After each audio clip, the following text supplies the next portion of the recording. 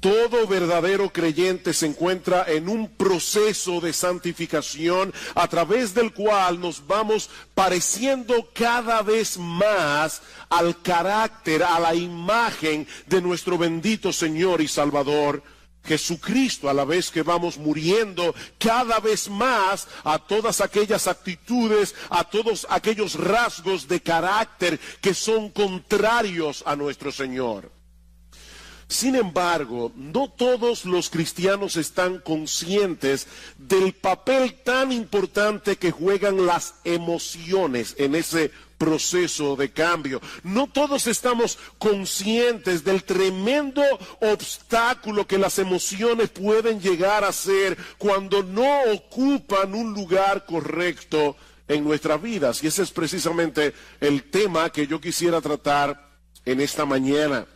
Las emociones y la santificación. Mis hermanos, nuestras emociones juegan un papel de suprema importancia en cada decisión que nosotros tomamos, en la forma como evaluamos y reaccionamos cada información que recibimos, en nuestra relación con los demás, incluyendo nuestra relación con el Señor, en el proceso de aprendizaje, en el crecimiento espiritual, en la forma como nos comportamos. Nosotros somos seres emocionales. Dice un autor, todo lo que hacemos, todo lo que decimos, todo lo que pensamos es en algún sentido emocional.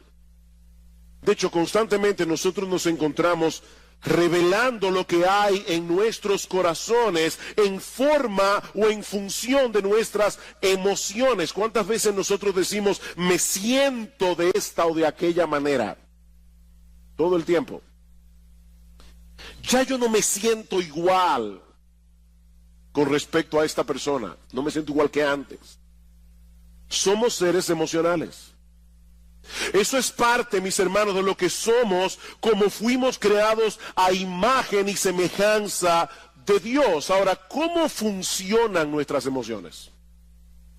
Ese aparato emocional que Dios colocó en nuestras almas, ¿cómo funciona? ¿Podemos nosotros ejercer algún tipo de control sobre nuestras emociones? ¿O somos más bien controlados por ellas? ¿Cómo debe ser la interacción entre nuestras emociones y nuestra razón? ¿Se han visto ustedes seguramente muchas veces en esta situación de saber con la cabeza que tienen que hacer algo, pero en el corazón no tener el menor deseo de hacerlo? ¿Cuál de las dos facultades debe ir sentada en el asiento del conductor? ¿La razón o las emociones?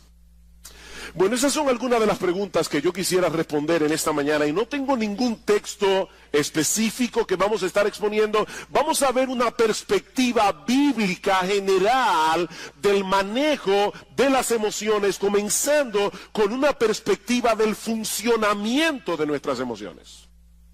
¿Cómo funcionan nuestras emociones? Bueno, para responder esa pregunta tenemos que entender que nosotros somos seres emocionales porque fuimos creados a imagen de un Dios emocional, como decíamos hace un momento. Dios tiene emociones, Dios siente emociones, solo que a diferencia de Dios, nosotros somos seres compuestos. Dios es solo espíritu, nosotros somos cuerpo y alma. Nosotros tenemos una parte material que es el cuerpo, tenemos una parte espiritual que es el alma, y esa parte material interacciona con la parte espiritual en una forma increíblemente misteriosa. Nosotros no podemos entender de ninguna manera cómo es que interactúan en nosotros el cuerpo y el alma. Por ejemplo, estás triste. ¿Dónde está esa tristeza? ¿Dónde radica? Radica en el alma. Pero esa tristeza que radica en el alma te lleva a llorar con lágrimas físicas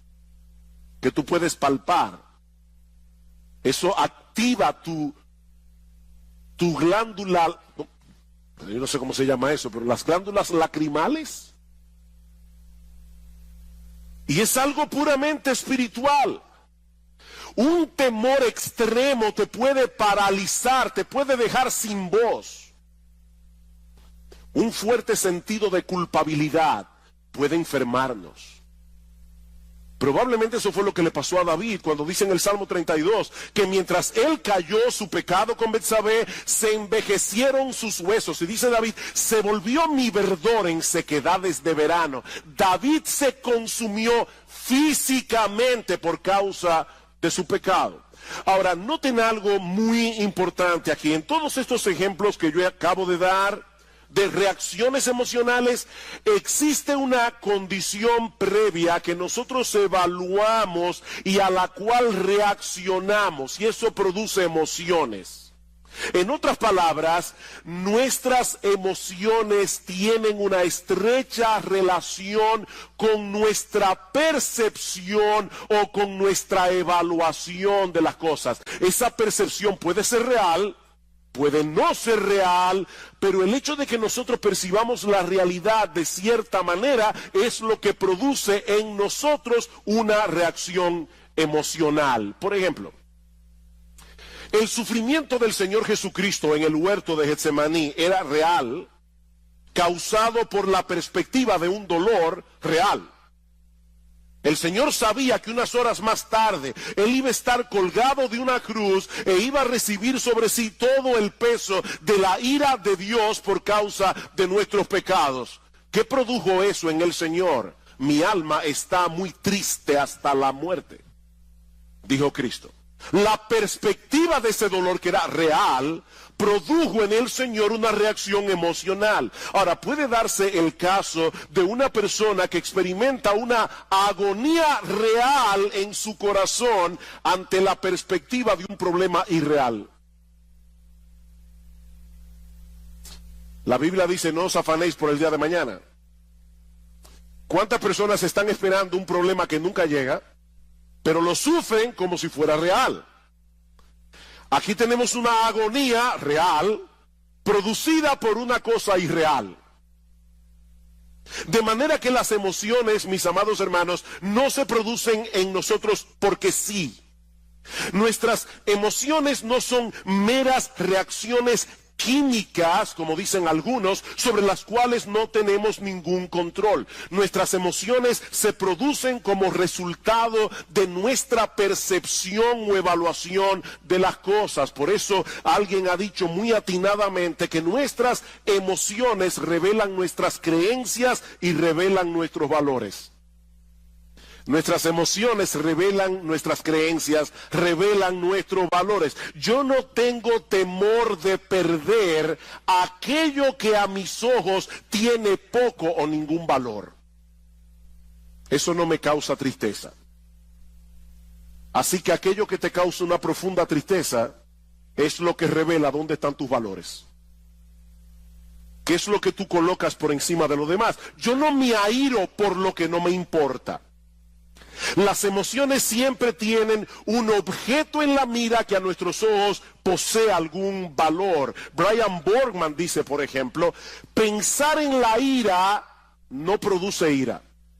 Vamos a suponer que usted está en la universidad, están dando una clase sobre la ira.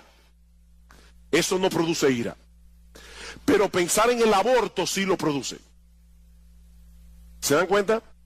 Pensar en la ira no produce ira. Pensar en la injusticia del aborto sí produce ira, o debería producir ira.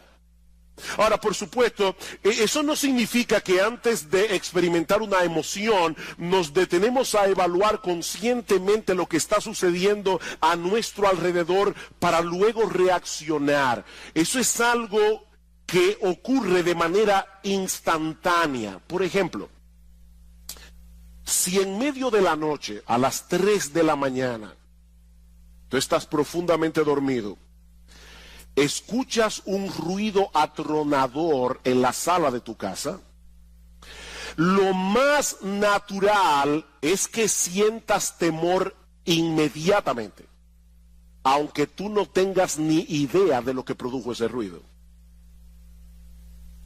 Ese temor se produce por la percepción de que puedes estar en peligro. No es necesario que el peligro sea real. Tal vez fue que se cayó una lámpara, el gato la tumbó. Puede ser que no haya un ladrón en la casa. El peligro no es real. Pero basta con que tengamos la percepción de que podemos sufrir algún tipo de daño y eso va a disparar en nosotros la emoción del temor. Y lo mismo ocurre a la inversa.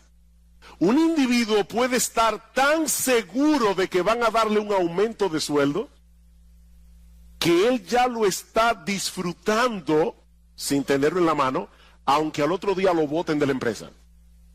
Y eso lamentablemente pasa muchas veces. O puede suceder que un individuo esté tan seguro de que la muchacha que le gusta le va a decir que sí, que él ya está experimentando la emoción de la boda. Pero resulta que ella le dice que no. Es así como funcionan nuestras emociones. El objeto de nuestra esperanza puede ser una mera ilusión, pero causa una emoción real. Ustedes recuerdan, luego de la victoria de Saúl contra el pueblo de Amalek, que Samuel mandó a llamar al rey Agag, a quien Saúl le había perdonado la vida, a pesar de que Dios le había dicho explícitamente que lo matara. Dice la Biblia en 1 Samuel capítulo 15, versículo 32, que Agag vino delante de Samuel alegremente, pensando dentro de sí que el peligro había pasado. Unos minutos más tarde fue descuartizado. Su alegría fue real, pero su perspectiva de la realidad no lo era. Y eso nos lleva de la mano a nuestro segundo encabezado. Ya vimos, yo espero que se haya podido entender cómo funcionan las emociones, cómo se disparan las emociones. Bueno, veamos ahora en segundo lugar nuestra responsabilidad en el control de las emociones. Nuestra responsabilidad en el control de las emociones. Mis hermanos, si nosotros partimos de la presuposición de que nuestras emociones son impulsos primitivos o meras reacciones químicas sobre las cuales no tenemos ningún control, entonces nosotros no somos responsables por las emociones que experimentamos. Sin embargo, es interesante notar que en la Biblia Dios nos da órdenes muy precisas con respecto a las emociones que nosotros deberíamos sentir con respecto a ciertas cosas. Dios nos da órdenes emocionales. Por ejemplo, en Deuteronomio capítulo 6, versículo 5. Dice que nosotros debemos amar a Dios. ¿Cómo? Con todo nuestro corazón, con toda nuestra alma, con todas nuestras fuerzas. Ese es un deber que Dios impone sobre el hombre. Y eso no solo incluye nuestra voluntad, eso incluye nuestras emociones. Mis hermanos, lo que Él espera de nosotros no es una obediencia fría, formalista, mecánica a sus mandamientos. Lo que Dios espera de nosotros no es una ortodoxia fría. Lo que Dios espera de nosotros es que le amemos, que le adoremos, que le alabemos, que le sirvamos con todo nuestro ser. Y eso incluye nuestro intelecto, incluye nuestra voluntad e incluye nuestras emociones. ¿Qué dice el Salmo 100? Cantad alegres a Dios, habitantes de toda la tierra. Venid ante su presencia con regocijo. Nosotros debemos venir a la casa de Dios, debemos venir a encontrarnos con el pueblo de Dios y sobre todas las cosas debemos venir a la presencia de Dios con una expectativa de alegría. Ahora yo me imagino a algunos aquí pensando: pastor, pero es que yo no puedo darle una orden a mis emociones para sentir ciertas cosas o para dejar de sentir otras cosas. ¿Cómo yo hago eso? Y eso es verdad, en parte. Yo no puedo decirme a mí mismo si estoy, ¿verdad?, frío, apático, y voy a la iglesia, vengo para la iglesia. Yo no puedo decirme a mí mismo, voy a tener gozo voy a tener gozo, de paso, eso suele matar el gozo. Cuando tú te levantas por la mañana y dices, yo tengo que tener gozo, eso no te va a producir gozo. Ahora, noten algo interesante en ese texto de Deuteronomio 6 que yo acabo de citar. Dice el Señor, amarás, ¿verdad? Amarás al Señor tu Dios con todo tu corazón, con toda tu alma, con toda tu mente. Y luego el pasaje continúa diciendo, y estas palabras que yo te mando hoy estarán sobre tu corazón, y las repetirás a tus hijos, y hablarás sobre ellas estando en tu casa y andando por el camino y al acostarte y cuando te levantes, y las atarás como una señal en tu mano y estarán como frontales entre tus ojos, y las escribirás en los postes de tu casa y en tus puertas. En otras palabras, ese amor de Dios se nutre del conocimiento que nosotros obtenemos acerca de Dios por medio de su revelación. Para amar a Dios con todo nuestro ser, alma, intelecto, voluntad, emociones, necesitamos información fidedigna acerca de Dios, una información que según este texto nosotros debemos traer continuamente a nuestras cabezas y a la mente de nuestros hijos. En otras palabras, hay una relación estrecha entre nuestras emociones y nuestro conocimiento. Hay una relación estrecha entre nuestras emociones y nuestro proceso de pensamiento. Por ejemplo, Salmo 18, versículos 1 al 3, dice el salmista, yo te amo, Jehová, fortaleza mía, Jehová, roca mía y castillo mío, mi libertador, Dios mío, fortaleza mía, en él confiaré, mi escudo y la fuerza de mi salvación, mi alto refugio, invocaré a Jehová, quien es digno de ser alabado, y seré salvo de mis enemigos. Estas expresiones de amor de parte del salmista surgieron de una percepción adecuada de Dios, fruto de la percepción y del conocimiento verdadero que el salmista tenía acerca de Dios. Dios es un refugio, Dios es un castillo en el cual podemos escondernos en tiempos de aflicción. Y lo mismo podemos decir acerca del amor al prójimo. Los dos mandamientos más importantes son: amarás al Señor tu Dios y al prójimo como a ti mismo.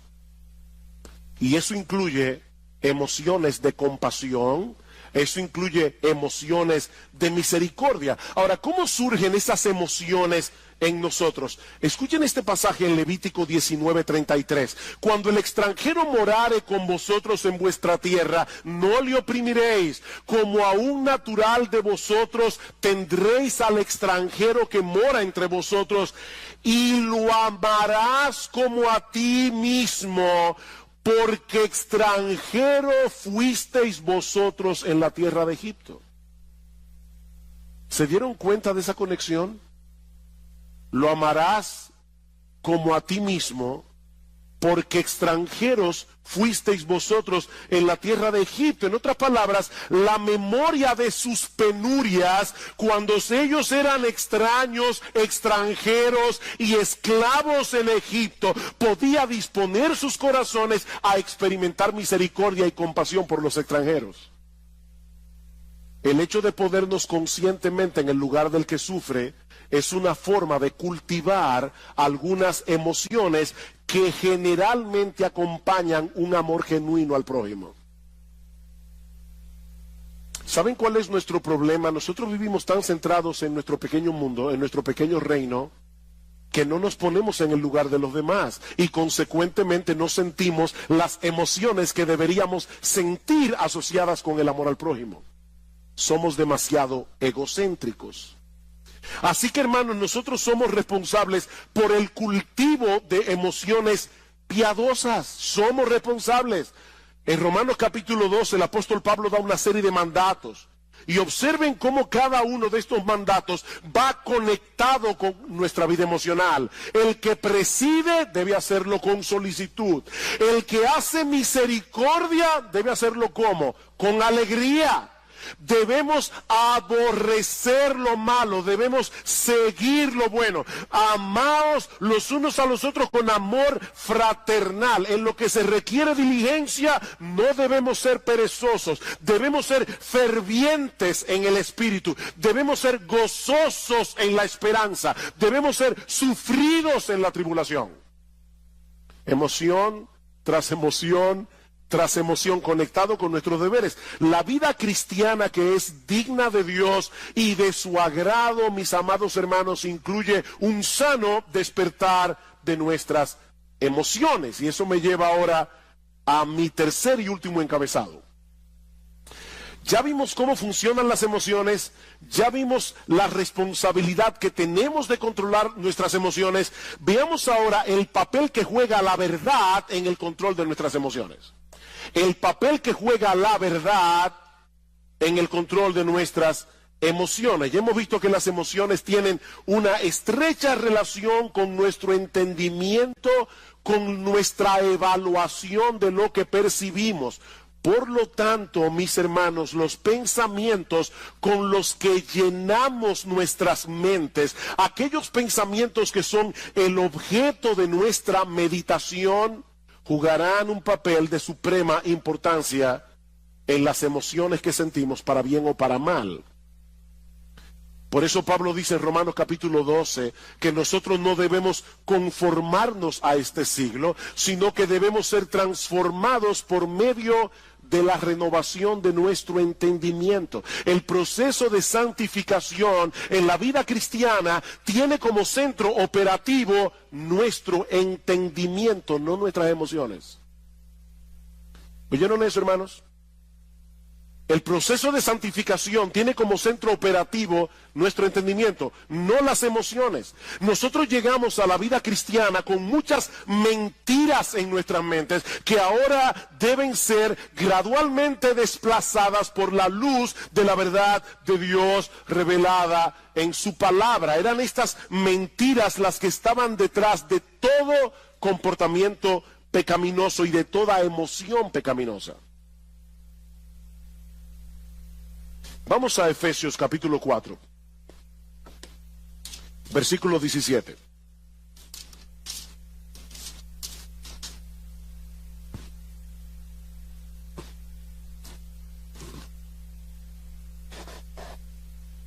Dice Pablo, versículo 17, esto pues digo y requiero en el Señor, que ya no andéis como los otros gentiles que andan en la vanidad de su mente, teniendo el entendimiento entenebrecido, ajenos de la vida de Dios, por la ignorancia que en ellos hay, por la dureza de su corazón. ¿Por qué los incrédulos viven como viven? Pablo dice, porque tienen una mente vana en lo que respecta a las cosas espirituales. Pueden ser personas sumamente inteligentes en todo lo demás, pero en lo que respecta a la vida de Dios son ignorantes. Ignoran la eternidad, ignoran la gloria de Dios, ignoran la majestad de Dios, ignoran la belleza de Dios. Y por esa razón van detrás de cosas vanas. Tim Chester dice, nosotros pecamos porque creemos la mentira de que estamos mejor sin Dios, de que sus reglas son opresivas, de que seremos libres sin Él, de que el pecado ofrece más que Dios. Es una forma equivocada de pensar que produce emociones equivocadas y un patrón de vida equivocado. Más adelante dice Chester, no mucha gente se ve a sí misma como alguien que cree mentiras. Pero cada vez que nosotros dejamos de confiar en la palabra de Dios, estamos creyendo en otra cosa, ¿no es así? Y esa otra cosa siempre es una mentira. La palabra de Dios es verdad. Todo lo que tú crees que es contrario a la palabra de Dios es una mentira. Y esa mentira va a producir en ti pecado. Y mis hermanos, esto es algo crucial. Recuerden que nuestras emociones dependen de nuestra percepción de la realidad. ¿Por qué nos deprimimos y nos amargamos ante las circunstancias adversas de la vida? ¿Por qué? Oh, pastor, pero eso es obvio. Si yo tengo un problema económico, me voy a deprimir porque tengo un problema económico. Si tengo un problema de salud, me voy a deprimir porque tengo un problema de salud. No. No. La razón por la que nos deprimimos y nos amargamos ante las circunstancias adversas de la vida es porque en el fondo de nuestros corazones nosotros no creemos que Dios esté en control. Es porque en el fondo de nuestros corazones nosotros no creemos que Dios nos ama. Nosotros no creemos que Dios está obrando a nuestro favor. ¿Se dan cuenta? Y no importa lo que tú digas con tu boca acerca de lo que tú dices creer.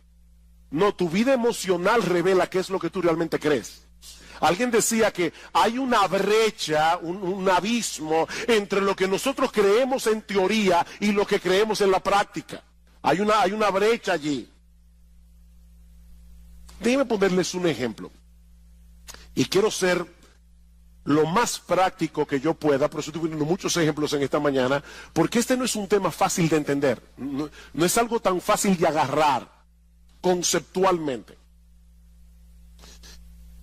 Basado en la enseñanza de Pablo en la carta a los Colosenses, una de las cosas que Pablo nos dice en esa carta es que nuestra identidad está en Cristo y que nosotros estamos completos en Él. Colosenses capítulo 2, versículo 9 al 10. Eso quiere decir, mis amados hermanos, en términos bien prácticos, que nosotros no tenemos que tratar de probarle nada a nadie. Nosotros no tenemos que tratar de impresionar a nadie con nuestro desempeño, porque nuestra valía no depende de nosotros, depende únicamente de Cristo. Únicamente.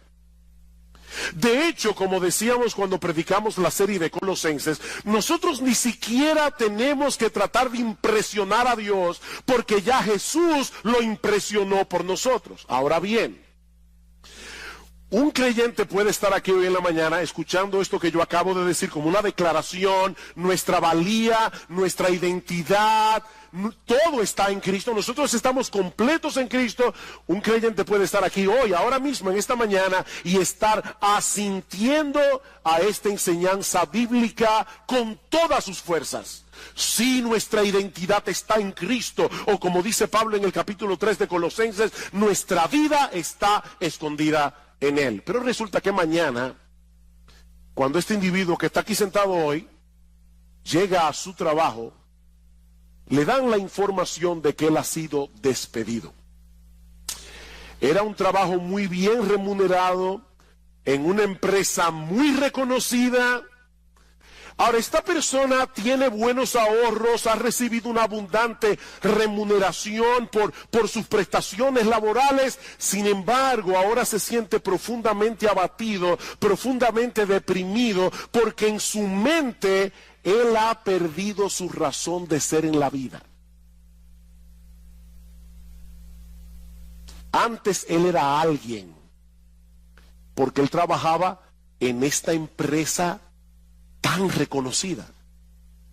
Pero ahora él se siente como un don nadie, más digno de compasión que de respeto. ¿Saben por qué? Porque en la mente de ese individuo, no importa la teología que él decía con la boca, en la mente de este individuo, su identidad no depende de Cristo, depende de sus logros personales. Y eso le puede pasar a un padre. O sea, su identidad depende de que la gente lo reconozca como un buen padre. Una madre, su identidad depende de que la gente la reconozca como una buena madre. Y por supuesto, cuando sus hijos hacen una de las suyas, sobre todo públicamente, alante de todo el mundo, su universo se desmoronó, porque toda su identidad descansaba en esa identidad que esa persona había forjado. Ahora fíjense, este individuo que perdió el empleo, él sigue siendo cristiano, ¿verdad que sí? Él es creyente, solo que ahora es un creyente desempleado, de manera que su identidad primaria no ha cambiado, sigue siendo exactamente la misma. Él es un pecador salvado por gracia, justificado por la fe en la persona del Señor Jesucristo. El problema es que él todavía continúa sintiendo la necesidad de probar algo. No sé si se dan cuenta de lo que estoy tratando de explicar aquí. Él está tratando de probar algo, de justificarse ante los demás, o de justificarse ante sí mismo, cuando lo cierto es, mis amados hermanos, que nosotros no tenemos nada que probar. Cristo es nuestra identidad y eso no cambia con las circunstancias. ¿Ven ustedes, mis hermanos, cómo la mentira obra en nosotros? Así que si queremos ver cambios en nuestras vidas y llegar a ser emocionalmente estables, necesitamos que la verdad de Dios revelada en su palabra continúe desplazando las mentiras de nuestros corazones. Dice Tim Chester, la santificación consiste en hacer cada vez más pequeña la brecha que hay entre nuestra fe confesional y nuestra fe funcional. Nuestra fe confesional, lo que tú dices creer, tu teología, con lo que tú realmente crees en la práctica. Y más adelante, él añade, tratar de cambiar únicamente nuestra conducta no funciona, porque las mentiras que crearon esa conducta continúan allí todavía. Vamos al Salmo 119. Salmo 119. Ustedes conocen que este salmo tiene como tema central la palabra de Dios. Esto es un poema de amor a la palabra de Dios. ¿Qué dice el salmista en el Salmo 119? Versículo 25. Abatida hasta el polvo está mi alma. Vivifícame según tu palabra. ¿Qué puede sacarte de ese abatimiento? La verdad de la palabra de Dios. Versículo 28. Se deshace mi alma en ansiedad. ¿Qué debo hacer? ¿Tomar un ansiolítico? No, susténtame según tu palabra. Versículo 49. Acuérdate de la palabra dada a tu siervo, en la cual me has hecho esperar. Ella es mi consuelo en mi aflicción, porque tu dicho, lo que tú dices, Señor, que es la verdad verdadera, es lo que me ha vivificado. Versículo 92. Si tu ley no hubiese sido mi delicia, ya en mi aflicción hubiera perecido. Nunca jamás me olvidaré de tus mandamientos, porque con ellos me has vivificado, con la palabra de Dios. Versículo 111. Por heredad he tomado tus testimonios para siempre, porque son el gozo de mi corazón.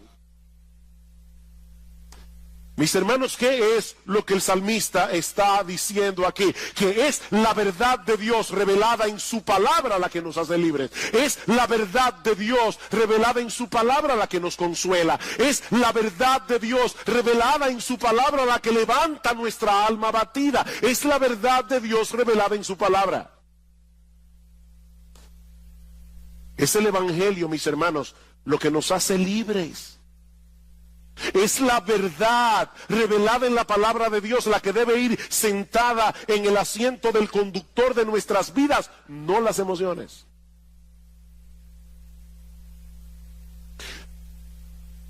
Imagínate que tú pecas contra Dios en cualquier cosa y tú sabes que pecaste.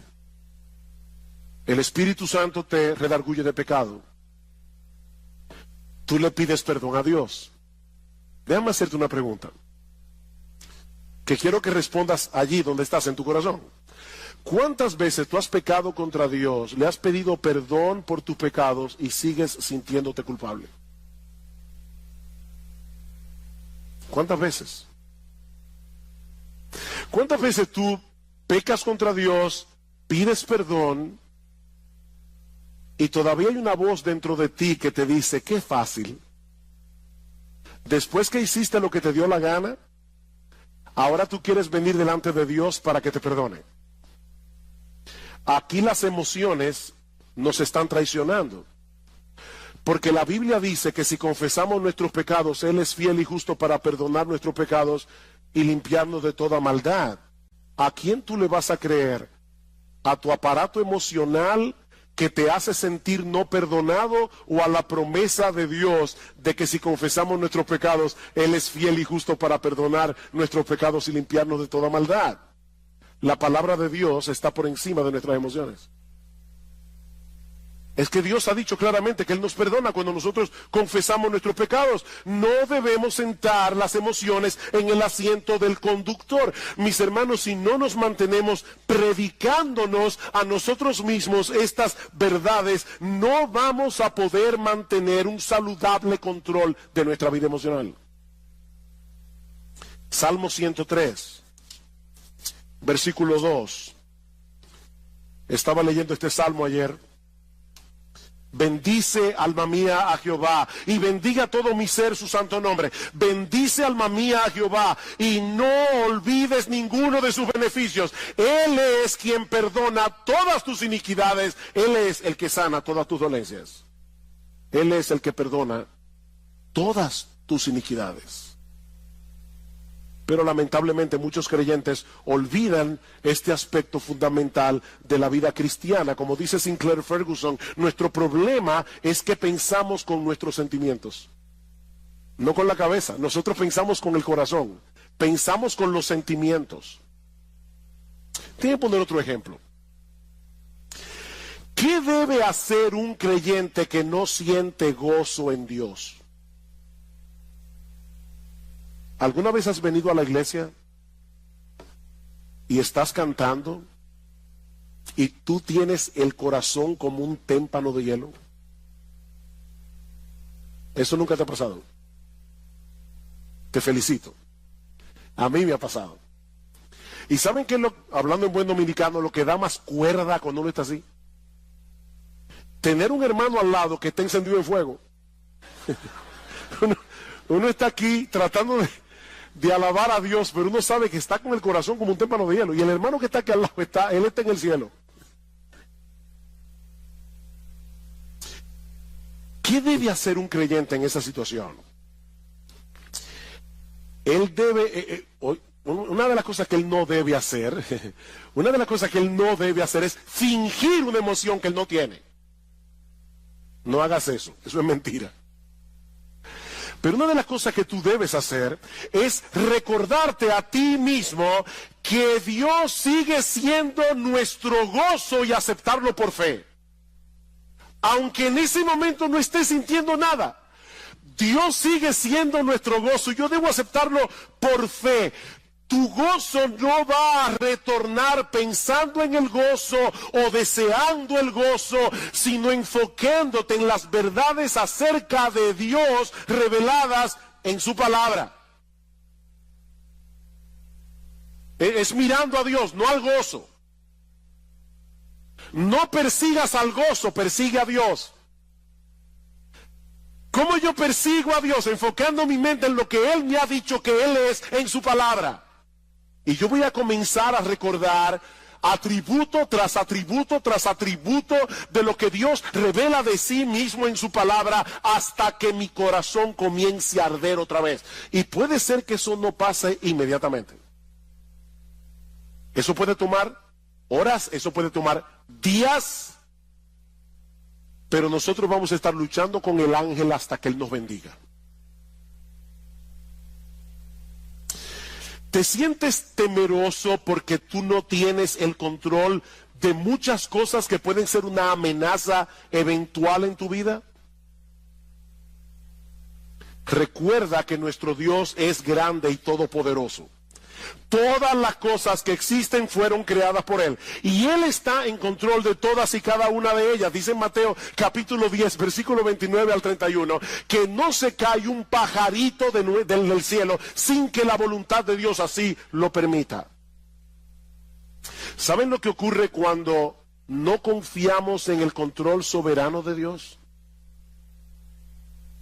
Que entonces nosotros trataremos de asumir ese control en una forma pecaminosa, ya sea tratando de dominar por la fuerza a los demás o de manipularlos.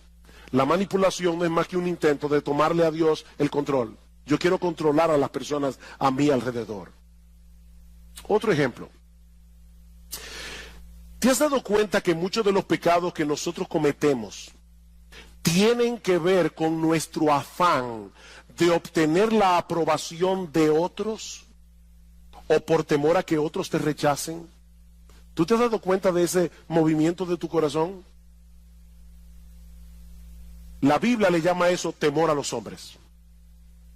Y en Proverbios capítulo 29, versículo 25, dice que el temor a los hombres es como un lazo que nos esclaviza. Ese es un problema muy común que se manifiesta de muchas maneras. Por ejemplo, susceptibilidad a la presión de grupo. Necesitar que las personas me den algo, cariño, respeto, admiración, preocupación por nuestra autoestima, llenarte de compromisos porque no sabes decir que no. Eso es temor a los hombres. Pequeñas mentiras para lucir bien delante de los otros. Compararte con otras personas. Sentir temor de compartir el evangelio. Eso es temor a los hombres. ¿Cómo podemos lidiar adecuadamente con el temor a los hombres? Bueno, la psicología humanista nos aconseja aumentar nuestra autoestima y lamentablemente muchos creyentes han caído en esa trampa. Pero eso no resuelve el problema, sino que lo complica. Porque en realidad la baja autoestima no es otra cosa que una elevada autoestima disfrazada. ¿Tú oíste eso? La baja autoestima es una elevada autoestima disfrazada. Déjeme explicar eso, porque sé que veo la cara de algunos mirándome así como con una cara de signo de interrogación. Una persona puede ser muy tímida, le da temor abrir la boca, y algunos dicen, es que el pobre tiene una baja autoestima. No, no, no, no. La razón por la que él o ella es tímido es porque se estima tanto que él tiene miedo de abrir la boca y confirmar ante los demás que es un tonto. Es mejor callarse y dejar que las personas sospechen que tú eres un tonto, abrir la boca y confirmar que lo eres. Entonces la razón por la que mucha gente es tímida es porque no quiere descubrirse delante de los demás, porque se estima demasiado a sí misma. Si no se estimara tanto, no tuviera temor de los demás. En el fondo, nuestro problema con todas esas cosas que yo he mencionado es que estamos creyendo que no tenemos el estatus que creemos merecer. Alguien dice, nosotros elevamos deseos que a menudo son buenos en sí mismos, el deseo de ser amado, el deseo de afirmación, el deseo de respeto. Elevamos eso al nivel de necesidades sin las cuales pensamos que no podemos tener una vida equilibrada. Hablamos de necesitar la aprobación y la aceptación de otros cuando nuestra verdadera necesidad es glorificar a Dios y amar a las personas. Esa es tu verdadera necesidad, glorificar a Dios, no que la gente viva para ti. ¿Cuál es el remedio para el temor a los hombres? El temor a Dios. El temor a Dios. Él es grande, Él es glorioso, Él es digno de admiración, Él es digno de temor reverente, Él es digno de adoración. Medita a menudo en su gloria, su grandeza, su justicia, su santidad, su amor, su poder, su esplendor, su belleza, su gracia, su misericordia, su compasión. Y tú vas a ver cómo el temor a los hombres comienza a desvanecerse en tu corazón. Salmo 27. Salmo 27, versículo 1. Jehová es mi luz y mi salvación. ¿De quién temeré? Jehová es mi luz y mi salvación. ¿De quién temeré? Jehová es la fortaleza de mi vida. ¿De quién he de atemorizarme? Cuando se juntaron contra mí los malignos, mis angustiadores y mis enemigos para comer mis carnes, ellos cayeron y tropezaron. Aunque un ejército acampe contra mí, no temerá mi corazón. Aunque contra mí se levante guerra, yo estaré confiado. ¿Por qué? Porque Jehová es mi luz y mi salvación. Imagínate ese Dios al lado de la persona a la que tú le temes. Y lo vas a ver como una pulga. ¿Te sientes atraído por las cosas de este mundo? Y se te está haciendo difícil decir que no a esas cosas porque te prometen emociones como deleites, placer, alegría.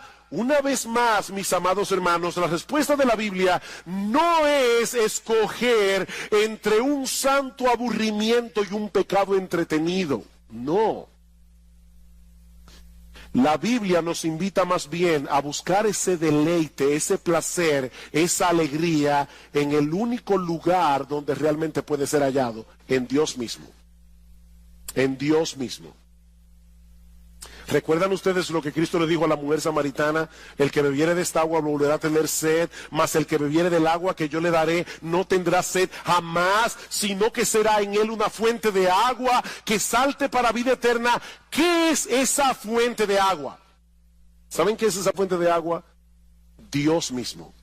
Es el Espíritu Santo morando en nuestro interior. ¿Y cómo lo sabemos? Porque más adelante, en Juan capítulo 7, versículo 37 al 38, escuchen lo que dice el Señor Jesucristo. En el último y gran día de la fiesta, Jesús se puso en pie y alzó la voz diciendo: si alguno tiene sed, venga a mí y beba. El que cree en mí, como dice la Escritura, de su interior correrán ríos de agua viva. ¿Qué le dijo a la samaritana? El que bebiere de esta agua volverá a tener sed. El que bebiera del agua que yo le daré no tendrá sed jamás, sino que será en él una fuente de agua que salte para vida eterna. ¿Cuál es esa fuente de agua? Versículo 39. Esto dijo del Espíritu que habrían de recibir los que creyesen en él. Es Dios por su Espíritu morando en nuestro corazón. Es una fuente de agua que salta para vida eterna. Los deleites de este mundo no perduran. Nosotros fuimos creados para disfrutar de un deleite más profundo y perdurable, el deleite de conocer a Dios y de tener comunión con Él. Alguien decía que cada vez que nosotros pecamos, es porque pensamos que el placer del pecado es real y que el gozo en Dios es insustancial o distante. Pero lo cierto es, oigan esto hermano porque es importante, es exactamente al revés. Cada gozo que experimentamos en esta vida es una sombra de la fuente de todo gozo que es Dios mismo. Cada gozo que tú experimentas es una sombra del verdadero gozo que se encuentra en Dios. Y mis hermanos, yo podría continuar en esta mañana multiplicando los ejemplos, pero el tiempo se ha ido. Todos llegarían al mismo punto. Dios nos creó a su imagen y semejanza. Eso incluye nuestra facultad de experimentar emociones. Nuestra vida emocional fue diseñada originalmente para girar en torno a la persona de Dios y nadie más. Podemos disfrutar de un montón de cosas creadas por Él para nuestro deleite, pero si sustituimos a Dios por esas cosas, ya hemos caído en el pecado de la idolatría. Y la idolatría es blasfema, es dañina y es destructiva. Dice el Salmos 16:4, se multiplicarán los dolores de aquellos que sirven diligentemente a otro Dios. Si queremos tener una vida emocional estable y seguir avanzando en nuestra santificación progresiva, lo que necesitamos no es terapia psicológica, lo que necesitamos es llevar cautivo todo pensamiento a la obediencia a Cristo. Llenar nuestras mentes con la palabra de Dios y creer ciertamente lo que dice la palabra de Dios. Es 1000 veces mejor vivir como sabios que comportarnos como necios. Ahora bien, es importante aclarar en este punto de mi mensaje en esta mañana que desde el punto de vista bíblico estas dos categorías de la sabiduría y la necedad no tienen nada que ver con nuestro coeficiente intelectual. Es decir, se puede ser muy inteligente y muy necio al mismo tiempo.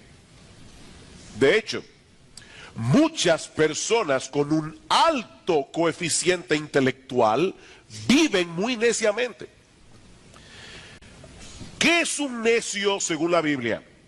Bueno, es aquel individuo que es movido por las inclinaciones naturales de su corazón.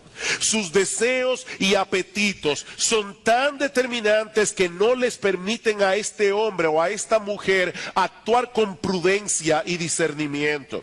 Hace unos meses atrás, un famoso cineasta dijo lo siguiente al tratar de explicar su relación adúltera con una de sus hijastras o con su hijastra.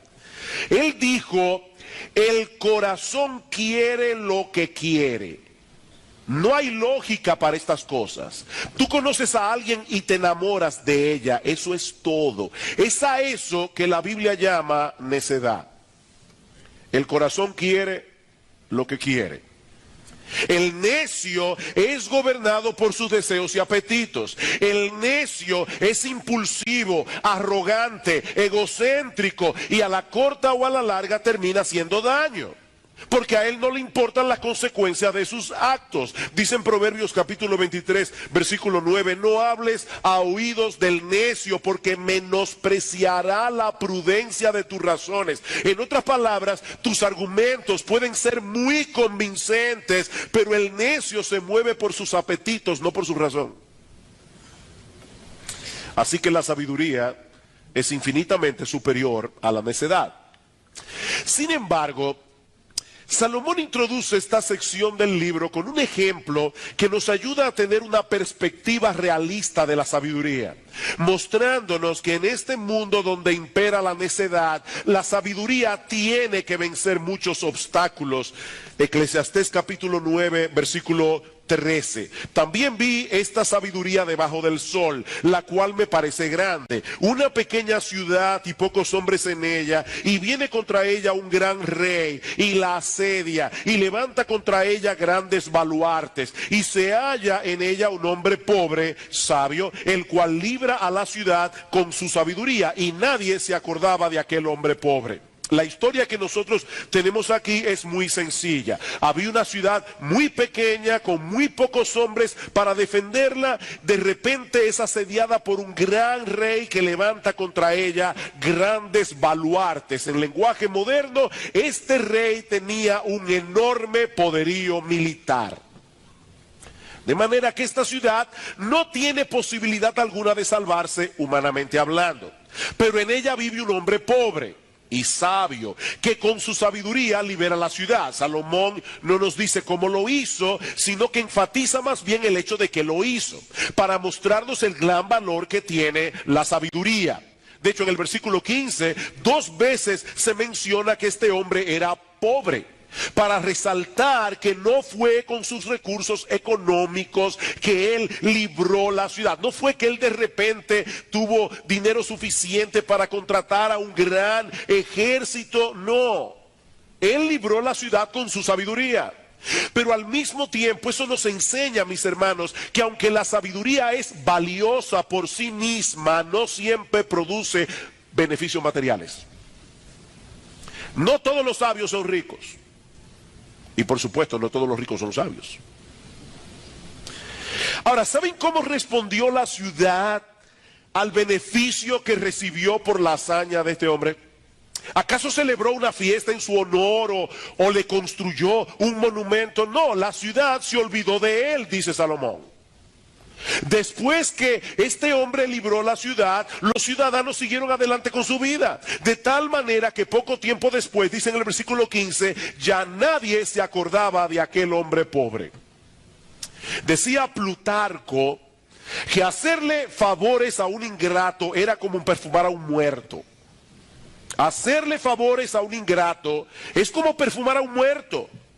Mis hermanos, este es un mundo en el que las ofensas se recuerdan por muchos años y los beneficios recibidos se olvidan muy pronto. Este es un mundo de ingratos. Sin embargo, aun cuando la sabiduría no es apreciada ni recompensada apropiadamente en este mundo caído, Salomón quiere hacernos ver que sigue siendo una virtud de valor incalculable. Versículo 16, entonces dije yo, mejor es la sabiduría que la fuerza, aunque la ciencia del pobre sea menospreciada y no sean escuchadas sus palabras. Las palabras del sabio escuchadas en quietud son mejores que el clamor del Señor entre los necios. Es mejor ser un sabio que habla bajito a ser un ignorante y chillón. Salomón nos está presentando un contraste aquí entre el individuo necio que proclama a voz en cuello su necedad y aquel otro individuo humilde cuyas palabras expresadas serenamente no siempre son escuchadas. El hombre necio hace más ruido y precisamente por eso mucha gente lo sigue. Pero las palabras del sabio escuchadas en quietud son inmensamente más valiosas, aunque pocos le hagan caso. Versículo 18, mejor es la sabiduría que las armas de guerra, pero un pecador destruye mucho bien. Las moscas muertas hacen heder y dar mal olor al perfume del perfumista. Así una pequeña locura al que es estimado como sabio y honorable. Este es uno de los versículos más conocidos del libro de Eclesiastés y uno de los versículos más citados, sobre todo cuando una persona prominente, reconocida como sabia, hace algo escandaloso. Sin embargo, y lamento que para muchos esto va a ser algo decepcionante, pero es verdad que la reputación de un hombre sabio puede echarse a perder por un solo acto de locura. Eso es verdad. Pero yo no creo que es de eso que Salomón está hablando aquí. Yo no creo que es de eso que Salomón está hablando aquí. Yo pienso que Salomón sigue hablando del mismo tema del versículo anterior. Un solo pecador destruye mucho bien. Escuchen la traducción de la Biblia de las Américas porque nos ayuda a ver mejor la conexión entre el versículo 18 del capítulo 9 y el versículo 1 del capítulo 10. Dice, las moscas muertas hacen que el ungüento del perfumista dé mal olor. Un poco de insensatez pesa más que la sabiduría y el honor. En otras palabras, un pecador destruye mucho bien. El pecado de Acán hizo que el pueblo de Israel perdiera la batalla. Y la necia decisión de Roboam, el hijo de Salomón, hizo que el reino de Israel se dividiera para siempre. Todo lo que su abuelo y su papá habían logrado se destruyó en un instante, solo porque Roboam decidió dejar a un lado el consejo de los expertos que eran más sabios y seguir el consejo necio de sus compinches. Un solo pecador destruye mucho bien. Queridos hermanos, la necedad es peligrosa para el necio y es peligrosa para todo el que lo rodea. Y recuerden que aquí no estamos hablando de aquellos individuos que por su poca capacidad intelectual cometen errores, no, estamos hablando de aquellos que aunque tengan un gran coeficiente intelectual, debido a su egocentrismo, debido a su falta de disciplina, siguen los dictados de su corazón. La necedad es peligrosa. Y eso nos lleva a nuestro segundo encabezado. Ya Salomón nos ha mostrado una perspectiva realista de la sabiduría. Pero ahora quiere hacernos ver en qué consiste la necedad. Mis hermanos, ¿por qué los necios son necios? Esa es una pregunta interesante. Ya que la necedad es tan peligrosa, ¿por qué los necios son necios? Salomón responde, por la inclinación de sus corazones. Versículo 2 del capítulo 10. El corazón del sabio está a su mano derecha, mas el corazón del necio a su mano izquierda. Pastor, ¿hay algún problema en ser zurdo? Por supuesto que no. Pero lo cierto es que nosotros vivimos en un mundo donde predominan los diestros. Se calcula que entre un 8 y un 13% de la población mundial es zurda. Eso quiere decir que para la mayoría de las personas que poblamos este planeta, la izquierda es la mano en la que tenemos menos fuerza y en la que tenemos menos destreza. Para la mayoría. Es por esa razón que en el mundo antiguo la mano derecha simbolizaba el honor y el poder, mientras que la mano izquierda representaba la ineptitud, el rechazo y la perversidad. Noten, hermanos, que cuando nosotros queremos señalar que una persona hace algo bien, nosotros decimos que es diestra en lo que hace. ¿Verdad que sí? Oye, fulano es diestro en lo que él hace. Pero cuando nosotros queremos señalar algo que es oscuro y perverso, decimos que es siniestro. Bueno, esa palabra viene del latín y significa a la mano izquierda. Es por eso que en el pasaje de Mateo capítulo 25, en los versículos 31 y 41, se nos dice que el Señor va a poner a sus ovejas, ¿a qué mano? A la mano derecha, y a los cabritos, es decir, a los que no creían en él, a la mano izquierda. Ahora, por otra parte, cuando la Biblia habla del corazón, se refiere, para ponerlo en lenguaje más sencillo, a la cabina de control del ser humano. Dice el texto que el corazón del sabio está en su mano derecha, el corazón del necio a la mano izquierda.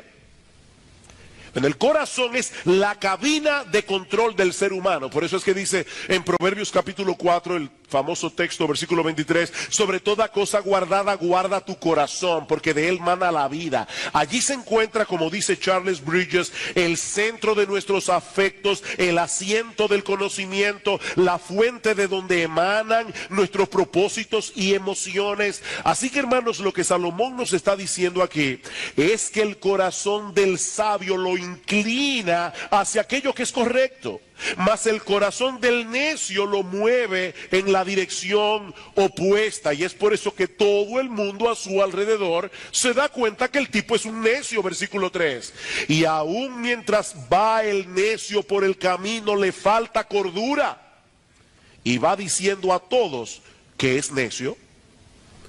Todo el tiempo está tomando decisiones equivocadas, diciendo lo que no debe decir, hablando cuando se debe callar, y cuando alguien intenta corregirlo, el necio no escucha consejos. Dice en Proverbios capítulo 12, versículo 15, que el camino del necio es derecho en su propia opinión. Él sabe más que todo el mundo. Su camino es derecho en su propia opinión, y precisamente por eso se meten muchos problemas, y eso nos lleva a nuestro tercer encabezado, los resultados de la necedad. A partir del versículo 4, Salomón nos comparte un conjunto de proverbios que a primera vista no parecen tener conexión entre sí. Pero cuando los miramos más detenidamente nos damos cuenta que todos ellos giran en torno a la necedad y a los resultados de la necedad en el gobierno, en el trabajo y en el hablar. Es de eso que Salomón está hablando aquí. Versículo 5. Hay un mal que he visto debajo del sol, a manera de error emanado del príncipe. Pastor, saltó el versículo 4. No se preocupe, vamos a llegar allí. Pero yo he querido agrupar estos versículos en su forma más fácil de exponer, vamos a decirlo de esa manera. Dice en el versículo 5, hay un mal que he visto debajo del sol, a manera de error emanado del príncipe. La necedad está colocada en grandes alturas, los ricos están sentados en lugar bajo. Alguno dirá, ¿y qué problema tiene eso? Qué bueno que es así, la guerra del proletariado. No, espérese. Vi a siervos a caballo y príncipes que andaban como siervos sobre la tierra. En los días de Salomón, los pobres tenían muy poca oportunidad de prepararse adecuadamente para el gobierno de una nación. De manera que lo que se está promoviendo aquí no es que los ricos gobiernen por ser ricos, sino que los puestos de la administración pública estén en las manos de los más aptos. Noten en el versículo 6 que el problema que Salomón está presentando aquí es cuando la necedad está colocada en grandes alturas. Mis hermanos, cuando eso sucede, el resultado será desastroso para la nación. Así que los mejores gobernantes son aquellos que colocan en los puestos de poder a las personas más aptas y no piden excusa por eso. Voy a repetir eso otra vez. Los mejores gobernantes son aquellos que colocan en los puestos de poder a las personas más aptas y no piden excusa por eso. Lamentablemente, mis hermanos, eso no es lo que suele suceder. Porque muchas veces los gobernantes suben al poder con muchos compromisos previos y tienen que honrar sus compromisos. Como bien señala un comentarista, los disparates y los errores de los gobiernos humanos pueden ser vistos a menudo en esta tragedia. ¿Cuál es la tragedia? Que los gobernantes ponen a sus necios favoritos por encima de otros que son más calificados. Eso es terrible, hermanos, cuando los gobernantes ponen en los puestos clave del gobierno a sus necios favoritos. Dice en Proverbios capítulo 26, versículo 8, que el que le da honra al necio es como el que ata la piedra a una honda. ¿Y eso qué significa? Bueno, si tú vas a usar una honda como la que usó David cuando luchó contra Goliat, tú tienes que dejar la piedra suelta, porque de lo contrario la honda no funciona. Si tú amarras la piedra a la honda no sirve. Y eso es precisamente lo que ocurre cuando se le da honra a un necio. Cuando se coloca a un necio en un puesto de honor, él no va a usar el puesto para bien, sino para mal. Es un necio. Y el asunto es 1000 veces peor cuando el gobernante mismo es un necio. Ay de ti, tierra, cuando tu rey es muchacho y tus príncipes banquetean de mañana. Estaba leyendo que cuando Charles XII, el rey de Suecia, heredó el trono, su papá, Charles XI, murió cuando él tenía 14 años de edad.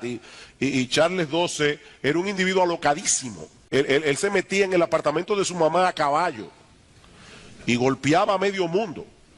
Y finalmente todos los pastores de Estocolmo se pusieron de acuerdo para predicar en el mismo domingo de Eclesiastés 10:16. El mismo domingo, en todas las iglesias. Ay de ti, tierra, cuando tu rey es muchacho y tus príncipes banquetean de mañana. Bienaventurada tu tierra cuando tu rey es hijo de nobles y tus príncipes comen a su hora para reponer sus fuerzas y no para beber. La palabra muchacho que usa Salomón aquí no solo hace referencia a los que tienen, sino también a los que son inmaduros, a los que son infantiles, independientemente de la edad que tengan. Josías comenzó a reinar cuando tenía 16 años y fue uno de los mejores reyes que tuvo Israel. Roboam fue coronado cuando tenía 41 y su reinado fue un desastre. Ese hombre no tenía ni la menor idea de lo que él estaba haciendo. El problema es que ese tipo de gobernantes, como los que se describe en el versículo 16, tienden a rodearse de otros que son iguales que él. Por eso Salomón dice que estos príncipes no se levantaban de mañana para pensar en la economía o cómo mejorar la defensa de la nación. No, ellos se levantaban temprano para seguir la borrachera del día anterior. Son unos necios. Mis hermanos, este es un mal tan terrible que muchas veces Dios envía ese tipo de funcionarios a una nación para castigarla. Dios usa ese tipo de gobernantes para castigar a las naciones. Dice en Isaías capítulo 3, versículo 4 y 5, y les pondré jóvenes por príncipes y muchachos serán sus señores. Y hay otra traducción que dice, niños caprichosos serán sus señores. Y el pueblo se hará violencia unos a otros, cada cual contra su vecino. Y el joven se levantará contra el anciano y el villano contra el noble. ¿Cuál es la mentalidad de este tipo de funcionarios? Disfrutar del cargo mientras lo tenga, aunque el país se caiga en pedazos. Versículo 18. Por la pereza se cae la techumbre y por la flojedad de las manos se llueve la casa. En los días de Salomón, los techos debían recubrirse regularmente con cal para tapar las grietas que aparecían con el tiempo y así evitar que se colara el agua de lluvia. Pero el hombre indolente siempre deja esas cosas para después. Él está tan ocupado en satisfacer sus propios apetitos y deseos que él no tiene tiempo para ese tipo de cosas, hasta que finalmente la casa se le cae encima. Y lo mismo ocurre con una nación cuando el gobernante es un incompetente y los funcionarios viven para sus propios placeres. Versículo 19, por el placer se hace el banquete y el vino alegra a los vivos y el dinero sirve para todo. Aparentemente Salomón nos está mostrando aquí cuál es la forma de pensar de este tipo de individuos. Esa es su cosmovisión, eso es lo que lo mueve. Gocemos mientras podamos, acumulemos todo el dinero que podamos, porque las ventajas del poder no duran para siempre. Son solo 4 años. Cuando yo estaba estudiando este pasaje, pensé, ay, qué bueno es saber que la historia humana termina en el tribunal de Dios. Qué tranquilidad saber que la historia termina en un juicio y que en esa corte no se hace acepción de personas. Dice Juan que él vio en una visión en el día del juicio a todos los muertos, grandes y pequeños, de pie ante Dios. Allí no importa el título, la cuenta bancaria, si es en dólares, si es en pesos, si es en yen, si es en euros. Todos los muertos, grandes y pequeños, de pie ante Dios. Ahora, en lo que llega a esa hora, Salomón nos aconseja que nos comportemos con prudencia y dominio propio, sobre todo cuando tengamos que lidiar con autoridades caprichosas y soberbias. Versículo 4, si el espíritu del príncipe se exaltare contra ti, no dejes tu lugar, porque la mansedumbre hará cesar grandes ofensas. Versículo 20, ni aun en tus pensamientos digas mal del rey, ni en lo secreto de tu cámara digas mal del rico, porque las aves del cielo llevarán la voz y las que tienen alas harán saber la palabra. Es decir, si tú no quieres que algo se sepa, no lo digas. No lo digas, que tú no sabes quién tiene un amigo que es amigo del amigo del amigo del funcionario. Eso es lo que Salomón está diciendo aquí. Y mis hermanos, debemos recordar que Salomón está pensando aquí en regímenes monárquicos, donde la autoridad del rey era casi absoluta. Nosotros vivimos en una democracia que provee mecanismos legítimos para manifestar nuestro desacuerdo con las decisiones, con las políticas del gobierno, y cada 4 años tenemos la oportunidad de elegir otros gobernantes. Aunque a veces eso no ayuda mucho, pero decía Winston Churchill que la democracia es el peor sistema de gobierno diseñado por el hombre, con la excepción de todos los demás sistemas que se han probado de vez en cuando. En otras palabras, no existe ningún sistema de gobierno perfecto, por el simple hecho de que el hombre no es perfecto. Ahora, yo prefiero vivir en una democracia que vivir en una dictadura. Gracias al Señor, hermano, que vivimos en una democracia y no en una dictadura. Porque probablemente yo no hubiera podido estar aquí libremente predicando de ese texto en la era de Trujillo. Eso también es una realidad. Sin embargo, aún así, aunque estamos en una democracia, debemos seguir el consejo de Salomón, sobre todo cuando tenemos que lidiar con aquellos que están en autoridad y no tienen un buen carácter. Y esto no solamente se aplica a nuestra relación con el gobierno, se aplica al hogar. Hay hermanas que están casadas con hombres que no tienen un buen carácter. Se aplica en el trabajo, hay personas que tienen jefes que no tienen un buen carácter. Esto se aplica en el gobierno, en la oficina. El punto es, mantén la calma, reacciona con mansedumbre, condúcete con precaución y nunca pierdas el control de ti mismo. Eso es lo que Salomón nos está diciendo aquí. Pero Salomón tiene otras cosas que decirnos acerca de la necedad y de sus peligros en muchas otras facetas y esferas de la vida humana. Versículos 8 y 9. El que hiciere hoyo caerá en él, y al que aportillare vallado le morderá la serpiente. Quien corta piedras se hiere con ellas, el que parte leña en ello peligra. ¿De qué está hablando aquí? De la necedad en el lugar de trabajo. La necedad en el lugar de trabajo. Aunque estos accidentes pueden ocurrirle a cualquiera, aunque sea sabio, el contexto de todo este pasaje es el de la superioridad de la sabiduría sobre la necedad, por lo que debemos llegar a la conclusión de que Salomón nos está mostrando en este pasaje los peligros a los que se exponen los necios por su falta de cuidado en la vida. Un individuo abre un hoyo en la tierra, tal vez para cazar animales, pero después no mira por dónde pisa y cae en el mismo hoyo que él abrió.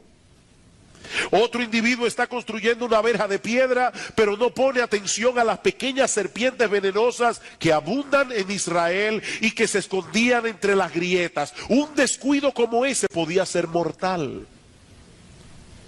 Otro está cortando piedras y se corta él mismo con ellas.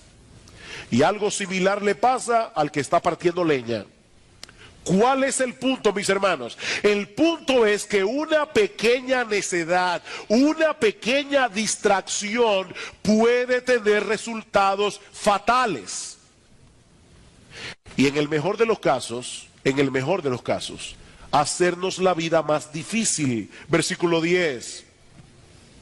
Si se embotara el hierro y su filo no fuere amolado, hay que añadir entonces más fuerza. Pero la sabiduría es provechosa para dirigir. ¿Cómo piensa el necio? ¿Para qué perder el tiempo amolando el filo del hacha? Si comienzo más temprano, termino más temprano y voy a tener más tiempo para hacer lo que me dé la gana. Una vez oí que el colmo de un vago es levantarse bien temprano para tener más tiempo sin hacer nada. O sea, este individuo está mirando el reloj. Él quiere rápidamente irse a hacer lo que él quiere. ¿Para qué perder el tiempo amolando el hacha? De paso, muchos estudiantes les pasa algo similar. Ellos deciden perder el tiempo durante su preparación académica, nunca terminan la carrera o la terminan mal y eso se convierte en un problema para el resto de su vida. Ellos no querían amolar el hacha. En el versículo 11 encontramos un ejemplo similar. Si muerde la serpiente antes de ser encantada, de nada sirve el encantador. Seguramente muchos de ustedes han visto aquí a un encantador de serpiente, aunque sea verdad en películas. Yo nunca he visto uno en la vida real, pero en películas sí. Tratando de hipnotizar a la serpiente con el sonido de la flauta. Bueno, la realidad es que la música tiene muy poco que ver con el supuesto encantamiento, porque las serpientes son sordas. Las serpientes no tienen oídos externos. Lo que atrae su atención son las acciones y miradas del encantador. Hay que tener mucha paciencia para poder perfeccionar este arte. De manera que si el individuo, por ser un necio, se apresuraba y actuaba antes de tiempo, antes de que la serpiente estuviera encantada, se arriesgaba a ser mordido por la serpiente o a dañar arruinar por completo el espectáculo y quedarse sin ganancia. Todas estas historias nos llevan a la misma conclusión. Los necios actúan descuidada y apresuradamente y terminan haciéndose daño a sí mismos. Eso es lo que hace un necio. Mis hermanos, yo quiero insistir, la necedad es peligrosa. La necedad es dañina. Ahora, lo que más distingue al necio son sus palabras. Eso es lo más característico del necio. Versículo 12. Las palabras de la boca del sabio son llenas de gracia. Eso nos recuerda Efesios 4, ¿verdad? Que dice, ninguna palabra corrompida salga de vuestra boca, sino la que sea buena, la necesaria a fin de dar gracia a los oyentes. Hay palabras que corrompen. El chisme es una palabra corrompida. Por eso, hermanos, es mejor caer en manos de buitres y no en manos de un chismoso. Porque los buitres se comen a los muertos, los chismosos se comen a los vivos. Los chismosos son peores que los buitres. Personas que hablan con otras personas lo que tiene que ver con otras personas. Eso es terrible.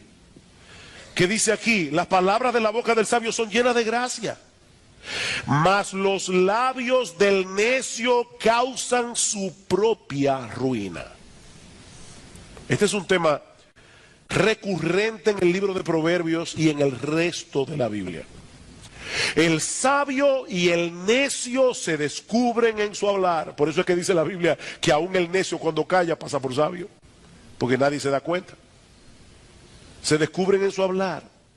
Mientras el sabio beneficia a todo el que lo escucha, el necio se consume a sí mismo por lo que habla, como lo traduce la Biblia de las Américas. Él se traga a sí mismo. Todo lo que dice de principio a fin es pura necedad. Versículo 13, el principio de la palabra de su boca es necedad, y el fin de su charla nocivo desvarío. Más simple, él comienza hablando disparate y termina expulsando veneno. De principio a fin. Y lo más triste del caso es que él no para de hablar. El necio se siente impulsado a decir todo lo que le pasa por la cabeza. Es que yo soy sincero. No, tú eres un necio. Eso es necedad, versículo 14. El necio multiplica palabras, aunque no sabe lo que ha de ser, y quién le hará saber lo que después de él será. ¿De qué está hablando Salomón aquí? Que nadie sabe lo que va a suceder en el futuro, nadie. Pero el necio habla como si fuera un experto en la materia. Él lo sabe todo. ¿Ustedes han visto esos individuos que siempre están haciendo proyecciones,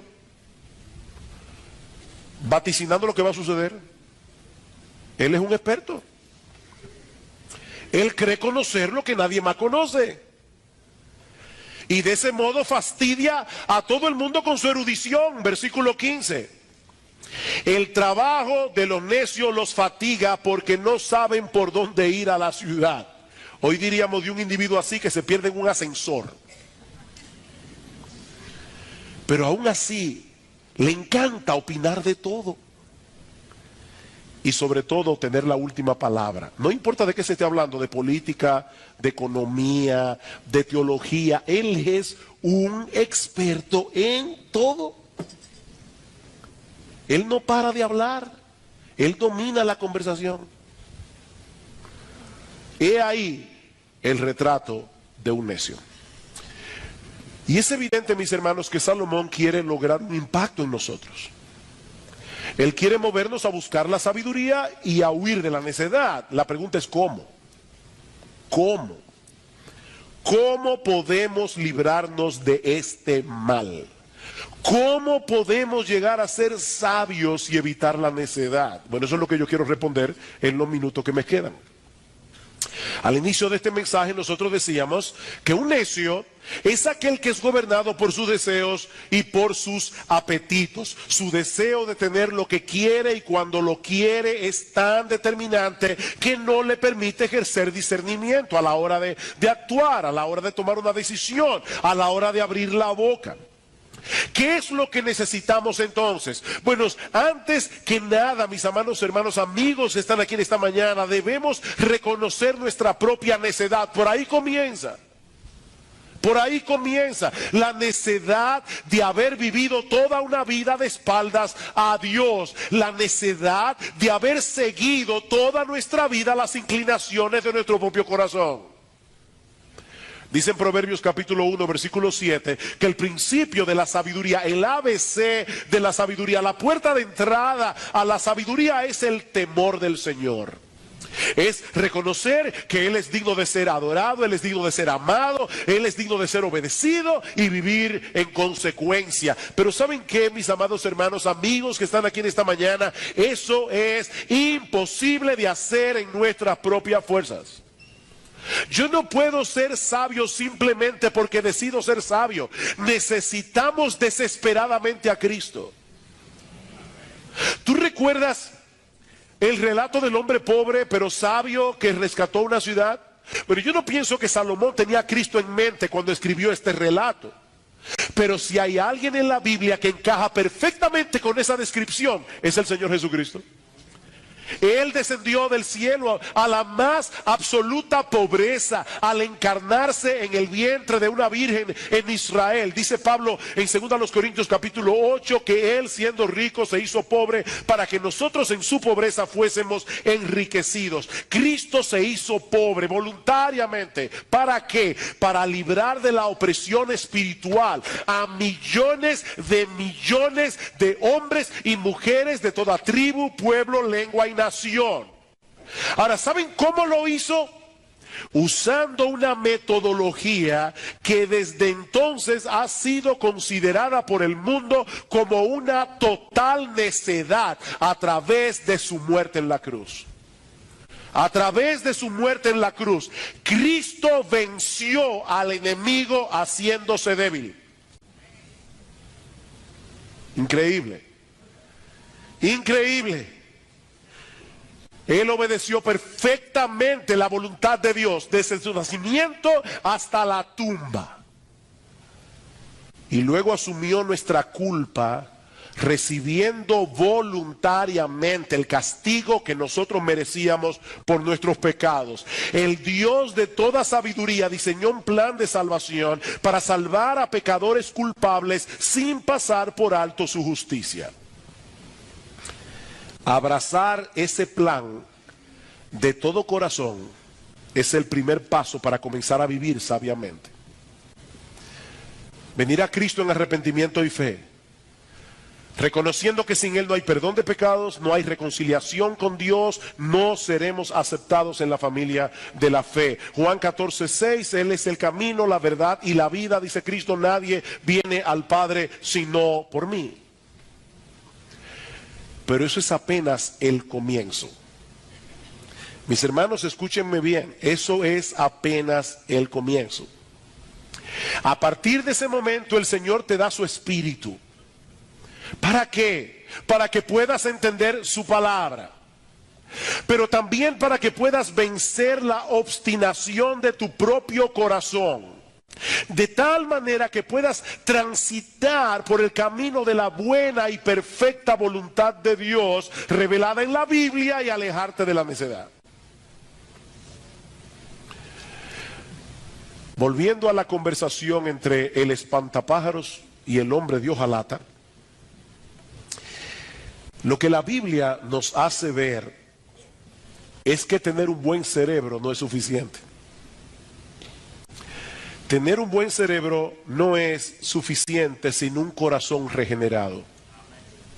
Sin un corazón que ha sido transformado por el Espíritu Santo para formar a Cristo en nosotros. Mis hermanos, la obra de Dios no consiste en darnos un manual de sabiduría para que nosotros vivamos conforme al manual. No, Dios no nos dio simplemente un manual de sabiduría. Lo que Él promete es transformar el corazón. Al final de cuentas, mis amados hermanos, ser sabios tiene que ver con un carácter. Tiene que ver con un carácter que nos mueve a tomar decisiones a la luz de la voluntad de Dios, no a la luz de nuestros apetitos, no a la luz de la inclinación del corazón. ¿Quieres llegar a ser sabio? Escucha esta comparación con la que el Señor Jesucristo concluye el Sermón del Monte. Cualquiera pues que me oye estas palabras y las hace, le compararé a un hombre prudente que edificó su casa sobre la roca. Descendió lluvia, vinieron ríos, soplaron vientos, golpearon contra aquella casa y no cayó porque estaba fundada sobre la roca. Pero cualquiera que me oye estas palabras y no las hace, le compararé a un hombre insensato, un necio, que edificó su casa sobre la arena. Descendió lluvia, vinieron ríos, soplaron vientos y dieron con ímpetu contra aquella casa y cayó y fue grande su ruina. La enseñanza de este pasaje es muy sencilla. El hombre sabio es aquel que oye y practica las palabras de Jesús, mientras que el hombre necio es aquel que decide seguir los dictados de su corazón. Uno vivirá seguro y confiado aquí y ahora y por toda la eternidad, mientras que el otro terminará en una ruina total cuando tenga que presentarse delante de Dios a dar cuenta de su vida sin estar debidamente preparado. Y ahora yo te pregunto, a creyentes, a aquellos que profesan ser creyentes y a los que no lo son, ¿cuál es la base sobre la cual estás tratando de construir tu vida? ¿Sobre la arena de tu propia decencia y de tus propias opiniones personales? ¿O sobre la roca firme de Jesús y su palabra? Ahora, no me malentiendan.